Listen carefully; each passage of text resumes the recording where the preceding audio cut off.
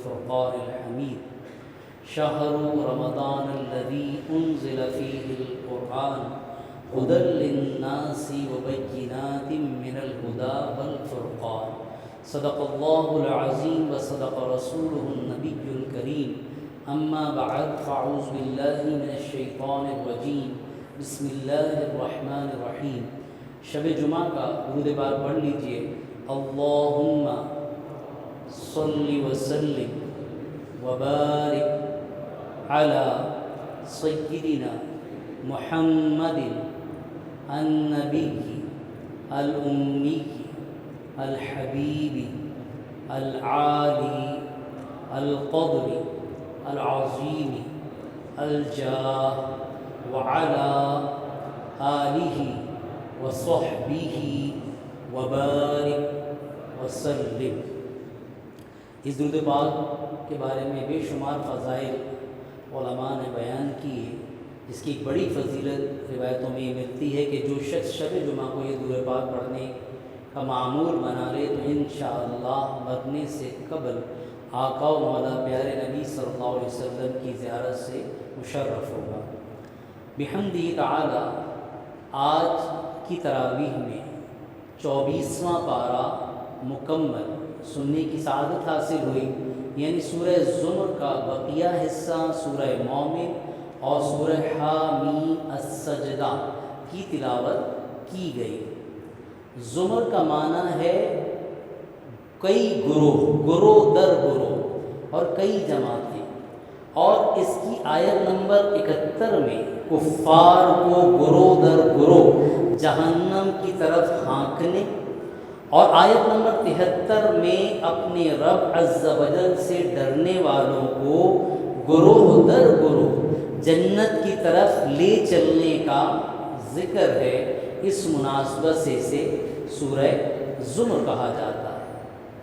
اللہ تبارک و تعالیٰ نے سورہ زمر کی آیت نمبر 42 جو آج تلاوت ہوئی اس میں ارشاد فرمایا، اللہ یتوفی الانفس حین موتها والتی لم تمت فی منامها۔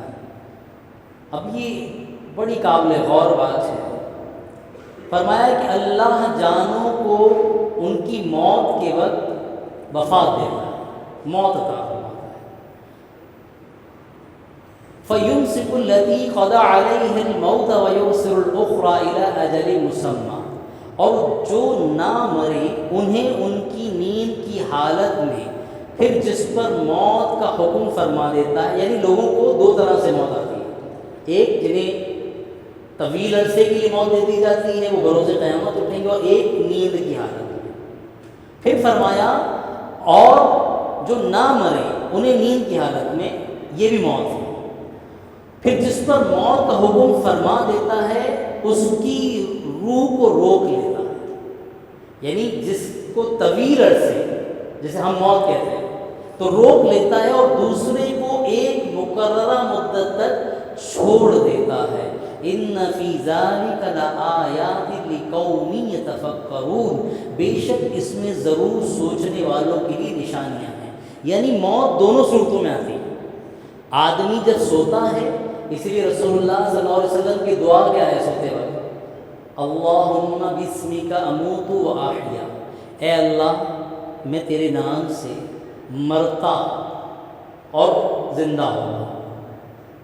تو یہ جو نیند ہوتی ہے اس میں بھی روح اللہ کے حکم سے نکلتی ہے، لیکن اس کا کچھ نہ کچھ تعلق جسم سے رہتا ہے۔ اس کی بزرگوں نے، خود مولا علی رضی اللہ تعالیٰ عنہ نے بہت تفصیل بیان کی، اور جس کی روح کو اللہ روک لیتا ہے، جس کو ہم کہتے ہیں کہ بھائی انتقال ہو گیا، تو وہ ایک لمبے عرصے کے لیے روک لی جاتی ہے، یعنی وہ پھر بروز قیامت لوٹے گی۔ لیکن جس کی نیند میں روکی جاتی ہے، ابھی موت کا وقت نہیں آیا، تو اس کو لوٹا دی جاتی ہے۔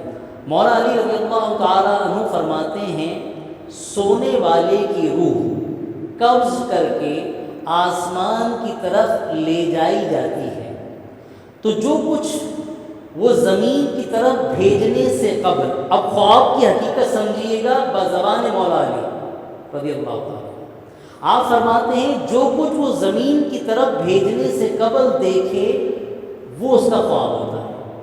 روح دونوں کی چلی گئی، مرنے والے کی بھی اور سونے والے کی بھی۔ مولا علی رضی اللہ تعالیٰ عنہ فرماتے ہیں کہ زمین پر یعنی اس کی روح واپس لوٹنے سے پہلے اس کو جو نیند کی حالت میں نظر آتا ہے وہ خواب ہوتا ہے، اور جو واپس جسم میں آنے کے بعد دیکھے اس میں شیاطین داخل ہوتے ہیں اور جھوٹی باتیں ڈالتے ہیں، تو وہ جھوٹا خواب ہوتا ہے۔ یعنی آدمی کچھ بیدار کچھ نیند کی حالت میں ہوتا ہے تو گویا روح واپس لوٹ گئی، جب یہ لوٹ گئی ہے تو اب یہ شیاطین کی طرف سے آنے والے خیالات ہیں۔ اور فرمایا کہ جب وہ اللہ کے پاس ہوتی ہے، یعنی زمین پر لوٹی نہیں ہوتی، اس وقت جو خواب آتے ہیں وہ حقیقت حال ہوتی ہے، اس خواب میں جو دکھایا جاتا ہے وہ خواب شیطان کی طرف سے نہیں ہوتے۔ اچھا، اس کی بزرگوں نے بہت تفسیر کی کہ روح باقی بھی رہتی ہے اور چلی بھی جاتی ہے، جیسا کہ قرآن پاک کی اس آیت میں اللہ نے فرمایا۔ تو بزرگوں نے فرمایا یاد رہے انسان میں دو طرح سے روح ہوتی ہے۔ کتنی طرح سے؟ دو طرح سے۔ بعد نے کہا ایک کا نام ہے روح حیوانی اور دوسری کا نام ہے روح سلطانی۔ نیند کے وقت جو روح نکلتی ہے وہ روح سلطانی ہے، مگر حیوانی باقی رہتی ہے، جبکہ موت کے وقت دونوں نکل جاتی ہیں۔ اچھا، دونوں کا مرکز کیا ہے؟ جو روح سلطانی ہے جو سوتے وقت نکلتی ہے، فرمایا کہ اس کا مرکز دماغ ہے، اور جو روح حیوانی ہے اس کا مرکز دل ہے۔ تو جب دونوں نکل جاتی ہیں تو انسان کا دل بھی بند ہو جاتا ہے، دماغ بھی بند ہو جاتا ہے۔ لیکن جب ایک نکلتی ہے جو نیند کی حالت میں ہوتی ہے تو آدمی کا صرف دماغ سو جاتا ہے اور دل جاری رہتا ہے، دل زندہ رہتا ہے۔ لیکن اس کا ذکر دوسری روایتوں میں مولا علی رضی اللہ تعالیٰ عنہ جو فرمایا وہ اس طرح سے ہے کہ نیند کے وقت روح نکل جاتی ہے مگر اس کی شعاعیں بدن پر رہتی ہیں۔ انہوں نے دو روحوں کا ذکر نہیں کیا، انہوں نے اس کو اس طرح سے سمجھایا ہے کہ نیند کی حالت میں جب روح نکلتی ہے تو اس کی شعاع بدن پہ رہتی ہے، جیسے بلا تشبیہ سمجھانے کے لیے کہہ رہا ہوں کہ ایک لائٹ جل رہی ہے تو یہ جل وہاں رہی ہے لیکن شعاعیں یہاں تک جا رہی ہیں، تو فرمایا اس کی شعاع بدن پر رہتی ہے اور موت کے وقت وہ شعاع بھی نکل جاتی ہے۔ اللہ حاضر قیاس، اصل معاملہ اللہ ہی بہتر جانتا ہے۔ اب اس سے چند باتیں قابل غور ہیں۔ نبی کریم علیہ السلام نے فرمایا، حضرت جابر رضی اللہ تعالیٰ عنہ سے روایت ہے کہ رسول اللہ صلی اللہ علیہ وسلم نے فرمایا نیند موت کی بہن ہے، یعنی نیند بھی کیا ہے؟ چھوٹی موت ہی ہے۔ حضرت حذیفہ رضی اللہ تعالیٰ عنہ فرماتے ہیں کہ جب رسول اللہ صلی اللہ علیہ وسلم رات کے وقت اپنے بستر پر تشریف لے جاتے تو اپنی ہتھیلی رخسار کے نیچے رکھ لیتے اور پھر کہتے اللہم باسمک اموت و احیا، اے اللہ میں تیرے نام کے ساتھ مرتا سوتا اور زندہ یعنی جاگتا ہوں۔ اور جب بیدار ہوتے تو یوں دعا فرماتے الحمدللہ الذی احیانا بعدما اماتنا والیہ النشور، اللہ کا شکر ہے جس نے ہمیں مرنے کے بعد زندہ کیا اور اسی کی طرف ہمیں لوٹنا ہے۔ تو آپ دعاؤں میں دیکھ لیجئے، قرآن پاک کی اس آیت کو دیکھ لیجئے، دیگر حدیث اور بزرگوں کے اقوال کو دیکھ لیجئے، معلوم کیا ہوا؟ نیند بھی موت کا ایک حصہ ہے، ٹھیک ہے۔ اب اس سے جو چیز ہمیں سمجھنی ہے وہ یہ ہے کہ اسی لیے انبیاء کرام علیہ السلام، صحابہ، اولیاء، اللہ کے برگزیدہ بندے اس سے بہت ڈرتے ہیں کہ نیند کے وقت کوشش ہوتی ہے کہ ذکر اللہ کرتے ہوئے سوئیں اور ذکر اللہ کرتے ہوئے اٹھیں۔ اللہ نے کیا فرمایا کہ جسے چاہتا ہے پھر اللہ لوٹا دیتا ہے، جس کی چاہتا ہے نہیں لوٹاتا۔ اس کا کیا مطلب؟ کہ بعض اوقات نیند کی حالت میں آدمی کی روح پرواز کر جاتی ہے، ٹھیک ہے۔ تو عادت بنائیں، جب یہ چھوٹی موت ہے، ہم میں سے ہر مسلمان کیا چاہتا ہے؟ مرتے وقت کلمہ نصیب ہو، چاہتے ہیں؟ انشاءاللہ آمین۔ لیکن یہ کتنی عجیب بات ہے کہ جو موت کا حصہ روزانہ ملتا ہے اس میں ہماری عادت ہے کہ موبائل پہ لگے ہوئے الٹی سیدھی چیزیں دیکھ رہے ہیں۔ تو یاد رکھو کہ جو عادت اس چھوٹی موت کے وقت بنے گی، بڑی موت کے وقت بھی اللہ نہ کرے وہی معاملہ ہو۔ اگر جس طرح کو اصل موت چاہتے ہیں جو طویل عرصے کے لیے آتی ہے، وہ ہماری جس حالت میں ہم چاہتے ہیں نا، تو اپنی یہ جو روزانہ آنے والی موت ہے اس میں اپنا وہی معمول بنا لیجیے، ذکر اللہ کرتے ہوئے کم از کم آخری 3 صورتیں قل اللہ احد، قل اعوذ بالفلق، قل اعوذ برب الناس۔ نہ صرف یہ کہ عادت بنے گی، انشاءاللہ اللہ کی رحمت سے امید ہے کہ اگر یہی عادت رہی تو جب حقیقی موت سے تعلق ہوگا تو ذکر اللہ کرتے ہوئے انشاءاللہ جائیں گے انشاءاللہ۔ پھر کیا ہوتا ہے؟ جب تیری یاد میں دنیا سے گیا ہے کوئی، جان لینے کو دلہن بن کے کذا آئی، پھر تو موت بھی دلہن بن کے آتی ہے۔ اور یہ آج کی آیت میں تلاوت ہوا، موقع ملا تو آگے انشاءاللہ اس کو بھی سماعت کریں گے۔ آیت نمبر 71 اور 72 میں اللہ تبارک و تعالیٰ نے، سورہ زمر کا معنی میں نے آپ کو بتایا نا کہ گروہ در گروہ دھکیلا جائے گا کافروں اور مسلمانوں کو لایا جائے گا جنت کی طرف، کفار کو دھکیلا جائے گا، ہانکا جائے گا، جیسے جانوروں کو ہانکتے ہیں کہاں؟ جہنم کی طرف۔ تو اس کی طرف اللہ تبارک و تعالیٰ نے کا ذکر کیا، وَسِيقَ الَّذِينَ كَفَرُوا إِلَىٰ جَهَنَّمَ زُمَرًا، اور کافروں کو گروہ در گروہ جہنم کی طرف ہانکا جائے گا، حَتَّىٰ إِذَا جَاءُوهَا فُتِحَتْ أَبْوَابُهَا وَقَالَ لَهُمْ خَزَنَتُهَا أَلَمْ يَأْتِكُمْ رُسُلٌ مِّنكُمْ يَتْلُونَ عَلَيْكُمْ آيَاتِ رَبِّكُمْ، یہاں تک کہ جب وہ وہاں پہنچیں گے تو جہنم کے دروازے کھولے جائیں گے اور اس کا داروغہ ان سے کہے گا، جہنم کا نگہبان، کیا تمہارے پاس تمہیں میں سے وہ رسول نہ آئے تھے جو تم پر اللہ کی آیتیں پڑھتے؟ یعنی تم نے اپنے آپ کو جو برباد کر لیا اور جہنم میں پہنچ گئے، تو کیا تمہارے پاس انبیاء نہیں آئے تھے؟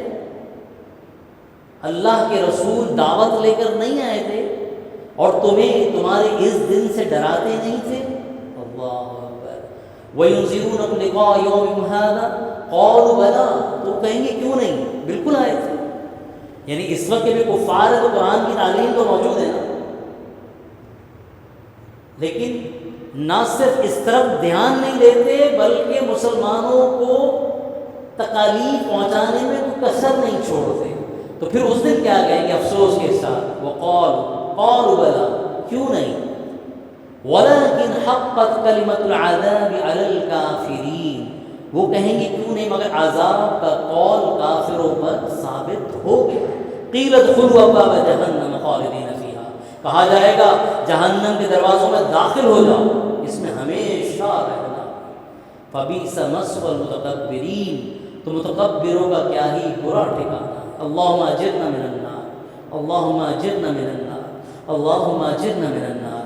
یاد رکھیے قرآن سے باتیں کرنا پتہ ہے کیا ہوتا ہے؟ یہی ہوتا ہے کہ جب جنت کا ذکر آئے تو جنت مانگو، جہنم کا ذکر آئے تو پناہ مانگو، نافرمانوں کا ذکر آئے تو اللہ سے اس مذموم صفت سے پناہ مانگو، نیکوں کا ذکر آئے تو اللہ سے اس صفت کی توفیق مانگو۔ آگے فرمایا اب اہل ایمان، اچھا قرآن کا یہ بھی بڑا خوبصورت اسلوب ہے کہ سزا اور جزا برابر بیان کرتا ہے۔ جہاں جہنمیوں کا ذکر آئے گا وہ جنتیوں کا ذکر آئے گا، جہاں جنتیوں کا ذکر آئے گا وہ جہنمیوں کا ذکر آئے گا، تاکہ جب تک تمہارے پاس زندگی ہے خود اپنے معاملات کو دیکھ لو، اپنا محاسبہ کر لو۔ فرمایا وَسِيقَ الَّذِينَ اتَّقَوْا رَبَّهُمْ إِلَى الْجَنَّةِ زُمَرًا، اللہ، اور اپنے رب سے ڈرنے والوں کو گروہ در گروہ جنت کی طرف لے جایا جائے گا، چلایا جائے گا۔ حَتَّىٰ إِذَا جَاءُوهَا وَفُتِحَتْ أَبْوَابُهَا وَقَالَ لَهُمْ خَزَنَتُهَا سَلَامٌ عَلَيْكُمْ طِبْتُمْ فَادْخُلُوهَا خَالِدِينَ، یہاں تک کہ جب وہ وہاں پہنچیں گے اور اس کے دروازے کھلے ہوئے ہوں گے تو اس کے جو نگہبان ہیں داروغہ وہ کیا کہیں گے؟ سلام علیکم، تم پر سلام ہو، تم پاکیزہ رہے، فَادْخُلُوهَا خالدین، ہمیشہ کے لیے جنت میں چلے جاؤ۔ اللہ، تو آپ جنتی کیا کہیں گے؟ وَقَالُوا الْحَمْدُ لِلَّهِ الَّذِي صَدَقَنَا وَعْدَهُ وَأَوْرَثَنَا الْأَرْضَ نَتَبَوَّأُ مِنَ الْجَنَّةِ حَيْثُ نَشَاءُ، تمام پاکیاں اللہ کے لیے، یعنی حمد قرآن بار بار سکھا رہا ہے، ہر کمال ہر نعمت فوراً کامل سمجھدار ایمان والا وہ ہے فوراً گیا الحمدللہ۔ تو جنتی جیسے ہی خوشخبری ملے گی کیا کہیں گے؟ وقالوا، کہیں گے الحمدللہ الذی، تمام شکر اللہ کے لیے، تمام تعریفیں اللہ کے لیے جس نے اپنا وعدہ سچا کر دیا اور ہمیں اس زمین کا وارث کیا۔ ہم جنت میں جہاں چاہیں رہیں گے، تو کیا ہی اچھا برتاؤ ہے، کیا ہی اچھا اجر ہے عمل کرنے والوں کا۔ اللہم انا نسألک الجنہ، اللہم انا نسألک الجنۃ الفردوس، اللہم انا نسألک الجنۃ الفردوس. لیکن ایک بات کہ ہم سب یقیناً یہ چاہتے ہیں، طریقہ کیا ہے، کرنا کیا ہے؟ میں بارہا ایک حدیث آپ کے سامنے سناتا ہوں، اس کو اپنے دل کے کانوں سے سنیے اور ہمیشہ یاد رکھیے. رسول اللہ صلی اللہ علیہ وسلم نے فرمایا، اللہ فرماتا ہے، یعنی حدیث قدسی، کہ مجھے اپنی عزت و جلال کی قسم اپنے بندے پر 2 خوف اور 2 امن اکٹھے نہیں کروں گا. اگر ہم چاہتے ہیں کہ ہمیں یہ والا امن مل جائے کہ فرشتے کہیں سلام ہو تم پر، جاؤ جنت میں، تو اس کے لیے یہ حدیث یاد رکھنا ضروری ہے. فرمایا، اللہ فرماتا ہے، مجھے میرے عزت و جلال کی قسم میں اپنے بندے پر 2 خوف اور 2 امن اکٹھے نہیں کروں گا. اگر وہ مجھ سے دنیا میں بے خوف رہا تو میں اسے قیامت کے روز خوف میں مبتلا کروں گا، اور اگر وہ دنیا میں مجھ سے ڈرتا رہا تو میں اسے قیامت کے روز امن یعنی سلامتی عطا کروں گا.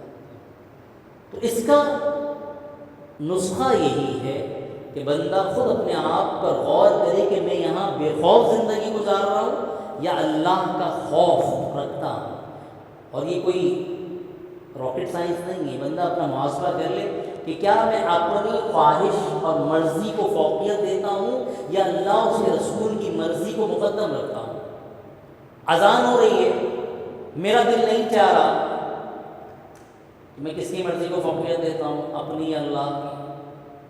میں کسی شادی بیاہ میں ہوں، کسی دعوت میں تیار ہوں، اب وضو کرنے میں مجھے کوفت ہو رہی ہے، میں اتنی تیاری کر کے آیا ہوں، عورتیں اس سے زیادہ. اب اگر نماز نکل رہی ہے تو میں کس کی مرضی کو فوقیت دے رہا ہوں؟ بیہودہ رسم و رواج داخل ہو گئے.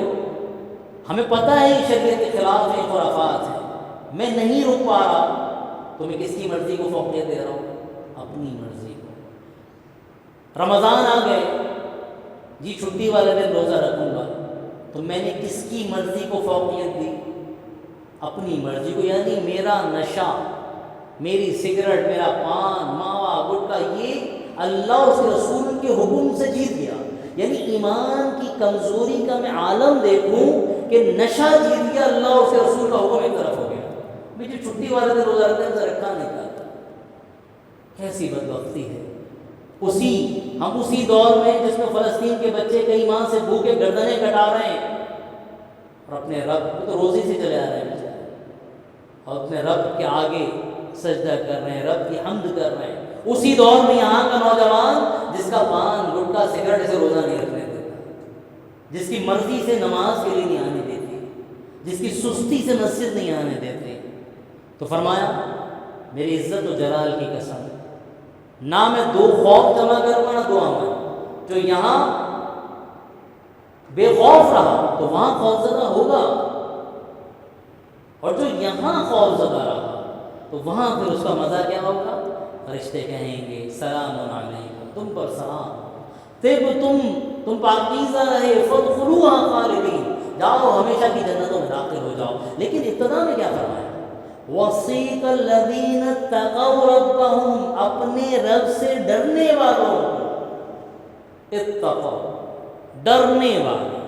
تو ہمیشہ یاد رکھیے، بار بار ڈرنے کا اللہ نے کہ جو رب سے ڈرتا ہے. میرے آقا علیہ السلام سے کسی نے عرض کیا، یا رسول اللہ، میں سب سے بڑا عالم بننا چاہتا ہوں. ارشاد فرمایا، سب سے زیادہ اللہ سے ڈرنے والے بن جاؤ، سب سے بڑا عالم ہو جاؤ. اللہ تبارک و تعالی ہمیں اپنی حقیقی خشیت و معرفت نصیب فرمائے. سورہ مومن کی تلاوت ہوئی، اس میں 9 رکوع کی 86 آیتیں ہیں. اس کا ایک نام غافر ہے اور مومن. غافر کیوں ہے؟ اس نسبت سے کہ اس کی ابتدا میں اللہ تبارک و تعالیٰ نے اپنی صفت غافر کو بیان فرمایا، اسی لیے اسے سورہ غافر بھی کہا جاتا ہے. اور مومن اس لیے کہا جاتا ہے کہ اس سورہ مبارکہ کی آیت نمبر 28 میں اللہ تبارک و تعالیٰ نے قوم فرعون کے ایک ایسے مومن کا ذکر فرمایا جنہوں نے اپنا ایمان، تھے وہ فرعون کی قوم میں سے، اس کے چچا زاد بھائی. تو اللہ تبارک و تعالیٰ نے فرمایا وَقَالَ رَجُلٌ مُؤْمِنٌ. اچھا، یہاں چند باتیں توجہ طلب ہے. فرمایا وقال رجل مؤمن من آل فرعون، قوم فرعون والوں میں سے ایک مسلمان مرد نے کہا، کیسے مرد؟ یکتم ایمانہ، جس نے اپنا ایمان کیا تھا؟ پوشیدہ رکھا تھا. اس جملے پہ ذرا یاد رکھیے گا اس کو، ایمان کیا تھا؟ پوشیدہ رکھا تھا. سورہ یاسین میں صاحب یاسین حضرت حبیب نجار علیہ رحمہ کا ذکر آیا. انہوں نے اپنا ایمان کیا رکھا تھا؟ پوشیدہ رکھا تھا. لیکن جب انبیاء کو لوگوں نے تنگ کیا تو پھر وہ کھل کے سامنے آئے. اسی طرح انہوں نے، ان کا نام بھی حبیب تھا. یہ حسن اتفاق دیکھیے، صاحب یاسین جنہوں نے اپنا ایمان پوشیدہ رکھا، پھر یاسین میں کہا گیا کہ گاؤں کے بستی کے دوسرے کنارے سے دوڑتا ہوا آیا، تو وہ بھی حبیب ہے اور یہ بھی حبیب ہے. تو یہ فرعون کے کون تجزات ہے. انہوں نے کہا کہ جنہوں نے اپنا ایمان پوشیدہ رکھا تھا، کب اتقتلون رجلا، کہ جب کیا تم موسیٰ علیہ السلام کو، ایک بندے کو اس لیے قتل کرنا چاہ رہے ہو ان یقول ربی اللہ، کہ بس وہ یہ کہتا ہے کہ میرا رب اللہ ہے. یعنی یہ جرم ہے تمہاری نظر میں. جب فرعون، آل فرعون نے ایک مشورہ کیا کہ کیوں نہ موسیٰ علیہ السلام کو قتل کر دیا جائے، تو پھر یہ کھل کے سامنے اور کہا ایقولا، تم اس لیے تقتلون رجلا، تم ایک شخص کو صرف اس لیے قتل کرنا چاہتے ہو، یقول ربی اللہ، کہ وہ صرف یہ کہتا ہے کہ میرا رب اللہ ہے. وقد جاءکم بالبینات من ربکم، اور بے شک وہ تمہارے پاس تمہارے رب کی طرف سے کھلی نشانیاں لایا. موسیٰ علیہ السلام کو اللہ نے کیسے کیسے معجزات دیے تھے کہ آپ کا عصا لوگوں نے دیکھا اژدہا بن جاتا تھا، آپ کے ہاتھ سے روشنی نکلتی تھی. کہاں؟ حالانکہ وہ تمہارے سامنے کھلی نشانی لے کر آئے. وَإِن يَكُ كَاذِبًا فَعَلَيْهِ كَذِبُهُ وَإِن يَكُ صَادِقًا يُصِبْكُم بَعْضُ الَّذِي يَعِدُكُم، اور اگر بالفرض ان کی بات درست نہیں تو اس کا وبال ان پر ہے، لیکن اگر وہ سچ بات کہہ رہے ہیں تو جس عذاب سے وہ تمہیں ڈراتے ہیں وہ پہنچ کر رہے گا. بے شک اللہ اسے ہدایت نہیں دیتا جو حد سے بڑھنے والا جھوٹا ہو. حضرت عبداللہ بن عباس رضی اللہ تعالیٰ عنہ بقول یہی وہ شخص تھے کہ ایک جگہ قرآن میں کا ذکر آیا ہے کہ جب موسیٰ علیہ السلام، اعلان نبوت سے پہلے موسیٰ علیہ السلام کے ہاتھوں سے ایک فرعونی مارا گیا تھا، تو یہی وہ شخص تھے جنہوں نے آ کے کہا تھا کہ آپ سرداران قوم آپ کے قتل کا مشورہ کر رہے ہیں، لہٰذا آپ مصر سے چلے جائیں، میں آپ کا خیر خواہ ہوں. یہی وہ فرعون کا رشتہ دار تھا. جب انہوں نے کہا تو موسیٰ علیہ السلام کہاں چلے گئے تھے؟ بتائیں. جہاں آپ کا نکاح حضرت شعیب علیہ السلام کی صاحبزادی سے ہوا. حضرت عبداللہ بن عباس رضی اللہ تعالیٰ عنہ سے روایت ہے کہ ان کا نام حبیب تھا. اب اللہ تبارک و تعالیٰ نے یہ واحد فرعون کی قوم میں سے تھے جنہیں موسیٰ علیہ السلام کے ساتھ نجات دی، باقی سب عذاب میں گرفتار ہو گئے. یہ واحد شخص تھے جنہیں اللہ نے نجات دی. میں نے آپ سے ابتدا میں کہا کہ اس بات کو یاد رکھیے گا کہ انہوں نے اپنا ایمان کیا تھا؟ چھپا کے رکھا تھا. لہذا روایتوں میں ملتا ہے کہ صدیقین، جو سب سے پہلے ایمان کی تصدیق کرنے والے صدیقین یہ لوگ ہیں. کون؟ حبیب نجار، جن کا ذکر کس میں ہے؟ یاسین میں. انہیں صاحب یاسین بھی کہتے ہیں. دوسرے یہ فرعون کی قوم کے مومن، ان کا نام بھی حبیب تھا. اور تیسرے پتہ ہے کون ہے؟ صدیق اکبر رضی اللہ تعالیٰ. لیکن کمال کی بات کیا ہے وہ مولا علی نے بتائی ہے. کمال کی بات، اللہ اکبر، مولا علی رضی اللہ تعالیٰ نے فرمایا اے لوگو، اب دیکھیے شان صدیق اکبر بزبان مولا علی رضی اللہ تعالیٰ. ہمارے یہاں لوگ تقابل کراتے ہیں معذرت. آپ فرماتے ہیں لوگوں مجھے اس شخص کے بارے میں بتاؤ جو لوگوں میں سب سے زیادہ بہادر ہے. کون پوچھ رہا ہے؟ شیر خدا مولا علی. سب سے زیادہ بہادر کون؟ لوگوں نے عرض کیا امیر المومنین آپ. ہاں آپ رضی اللہ تعالیٰ نے فرمایا نہیں. لوگوں نے پوچھا پھر وہ کون ہے؟ آپ نے فرمایا حضرت ابوبکر صدیق رضی اللہ تعالیٰ. کیونکہ میں نے دیکھا کہ رسول اللہ کو قریش نے پکڑ رکھا تھا. جب ابتدائی اسلام تھی تو مولا علی تو چھوٹے سے تھے. بڑے مردوں میں کون تھے؟ حضرت ابوبکر صدیق ایمان لائے. بچوں میں مولا علی اور رسول اللہ کے غلام تھے حضرت زید بن حارثہ. یہ دونوں تو چھوٹے تھے. تو قریش نے رسول اللہ کو معاذ اللہ گھیر لیا تھا، تو انہوں نے کہا قریش نے پکڑ رکھا تھا، ان میں سے ایک دوسرے کو ابھار رہا تھا اور دوسرا کسی دوسرے کو بھڑکا رہا تھا۔ وہ کہہ رہے تھے کہ تم وہی ہو جس نے تمام معبودوں کو ایک بنا دیا، اتنے سارے خداؤں کو چھوڑ کے ایک خدا کی طرف بلاتے۔ انہوں نے کتنے بت رکھے ہوئے تھے؟ 360۔ اللہ عز و جل کی قسم اس وقت ہم میں سے، مولا علی کہتے ہیں اللہ کی قسم اس وقت ہم میں سے کوئی بھی آپ صلی اللہ علیہ وسلم کے قریب نہیں ہوا، کیونکہ ایک بلوے کی صورت ہو گئی، ہجوم کفار کا۔ تو مولا علی فرماتے ہیں کہ اس وقت ہم میں سے کوئی قریب نہ ہوا مگر صدیق اکبر رضی اللہ تعالیٰ عنہ قریب ہوئے۔ وہ ایک کو مارتے، دوسرے سے مقابلہ کرتے اور کہتے تم برباد ہو جاؤ، کیا تم ایک شخص کو اس لیے قتل کرنا چاہتے ہو؟ کہتا ہے میرا رب اللہ ہے۔ یعنی وہی الفاظ جو صاحب یاسین نے کہے، وہی الفاظ جو قوم فرعون کے مومن نے کہے، صدیق اکبر وہی لفظ کہتے ہیں۔ اچھا ابھی قرآن مکمل نازل تو نہیں ہوا تھا کہ صدیق اکبر نے قرآن سے سن لیا، لیکن لفظ وہی تھے کہ کیا تم صرف اس لیے محمد صلی اللہ علیہ وسلم کو قتل کرنا چاہتے ہو کہ وہ کہتے ہیں کہ میرا رب اللہ ہے؟ اب اس کے بعد مولا علی بہت روئے۔ آپ کہتے ہیں کہ پھر حضرت علی نے، راوی کہتے ہیں، چادر اٹھائی جو آپ نے پہنی ہوئی تھی اور اتنا روئے کہ داڑھی تر ہو گئی اس واقعے کو یاد کر کے۔ پھر فرمایا میں تمہیں اللہ کی قسم کہہ کر دے کر کہتا ہوں، اب وہ سنیے گا جو میں نے آپ کو پہلے کہا تھا کہ انہوں نے اپنا ایمان کیا رکھا تھا، چھپایا تھا نا۔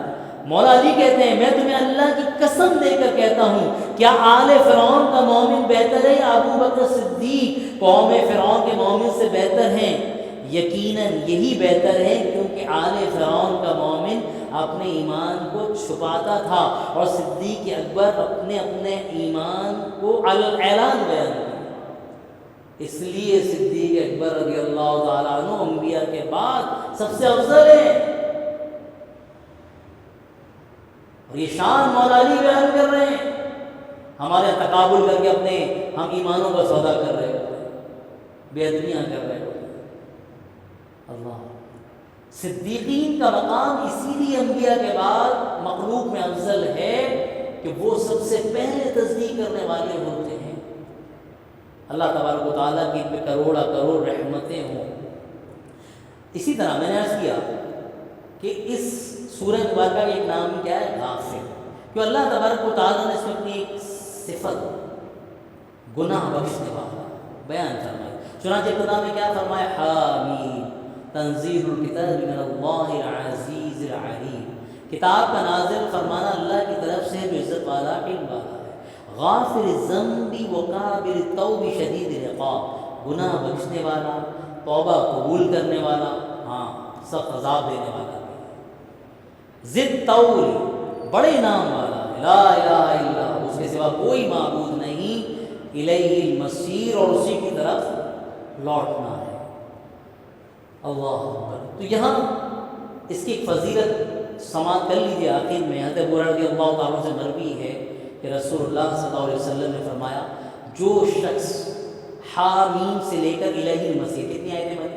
3، حامیم سے لے کر الیہ المصیر تک اور اس کے ساتھ آیت الکرسی صبح کے وقت پڑھ لے، وہ رات تک اللہ کی حفاظت میں رہتا ہے، اور جو رات کو پڑھ لے وہ صبح تک اللہ کی حفاظت میں رہتا ہے۔ اللہ تبارک و تعالی ہمیں قرآن اور حدیث کا حقیقی فہم نصیب فرمائے، آمین بجاہ نبی امین صلی اللہ علیہ وسلم۔ الحمدللہ رب العالمین، والصلاۃ والسلام علی سید الانبیاء والمرسلین، اللہم اعنا علی ذکرک وشکرک وحسن عبادتک، استغفر اللہ استغفر اللہ استغفر اللہ ربی من کل ذنب واتوب الیہ، اللہم انا نسألک الجنہ ونعوذ بک من النار ونعوذ بک من النار ونعوذ بک من النار۔ مالک کریم ہماری اس ناقص حاضری، ہمارے روزے، تراویح، درس قرآن سننا سنانا اپنی بارگاہ میں قبول فرما، اس کی رحمتیں برکتیں عطا فرما، اس کی برکت سے ہمارے ماں باپ ساری امت مسلمہ کی مغفرت فرما، تمام امت مسلمہ کو امن و سلامتی نصیب فرما۔ اللہم ارحم امت محمد، اللہم ارحم امت محمد، اللہم ارحم امت محمد، اللہم انصر امت محمد، اللہم انصر اخواننا فی غزہ وفی فلسطین وفی کل مکان، اللہم اعز الاسلام والمسلمین وصلی اللہ تعالی علی خیر خلقی محمد وعلی آلہ واصحابہ اجمعین برحمتک یا ارحم الراحمین۔ بچے کے لیے دعا کر لیجیے، عبدالہادی بہت بیمار ہے، مالک صحت کاملہ عاجلہ عطا فرما۔ وصلی اللہ تعالی علی خیر خلقی محمد وعلی آلہ واصحابہ اجمعین برحمتک یا ارحم الراحمین۔ لا الہ الا اللہ۔